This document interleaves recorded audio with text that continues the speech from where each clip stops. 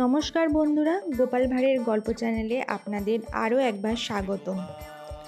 আজ আপনাদের জন্য যে গল্পটি নিয়ে এসেছি, গল্পটি গোপাল ভাঁড় মহারাজের সাথে একটু রসিকতা করেছে, সেই রসিকতার একটি গল্প।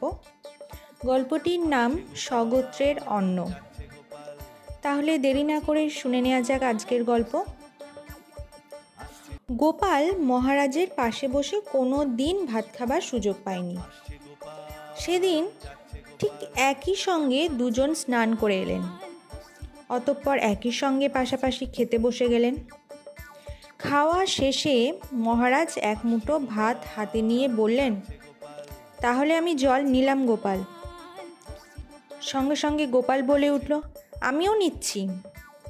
বলেই দুজন একসঙ্গে উঠে দাঁড়ালো। কিন্তু গোপাল যে মহারাজের দেখাদেখি হাতে ভাত নিয়েছিল সেটা তিনি দেখেননি। বাইরে এসে হাত ধোয়ার আগে মহারাজ ভাতগুলো তার পোষা কুকুরকে দিলেন।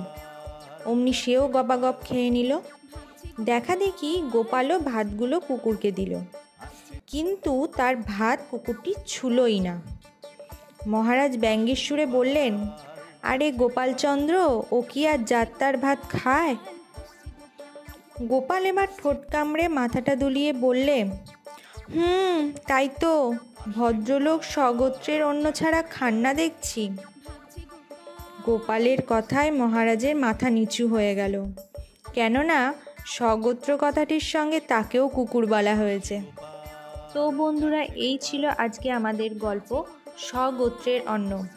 গল্পটি যদি ভালো লেগে থাকে অবশ্যই লাইক, শেয়ার, কমেন্ট করবেন এবং চ্যানেলে যদি নতুন হয়ে থাকেন চ্যানেলটি সাবস্ক্রাইব করে পাশে থাকা বেল আইকনটি বাজিয়ে দেবেন, যাতে পরবর্তী গল্পের নোটিফিকেশন আপনাদের কাছে সবার আগে পৌঁছে যায়।